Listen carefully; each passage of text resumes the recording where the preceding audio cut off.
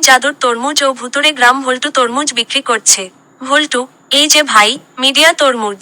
আকাশ কালো কাপড় পরা এক বৃদ্ধা আসে। বৃদ্ধা, তরমুজ আছে?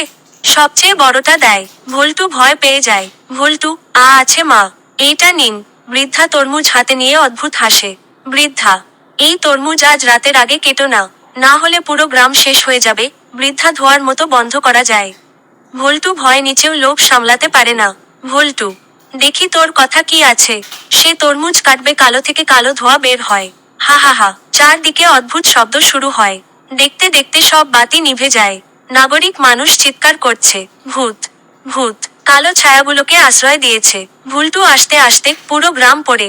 শুধু সমুদ্র সাদা কাপড় পরা ভূত আছে। ডাইনির আসর রূপ সকাল সেই বৃদ্ধা আসে। তার দেখা লাল হয়। ডানি কাঞ্চন, আমি কাঞ্চন ডাইনি। এই তরমুজ ছিল অভিশপ্ত।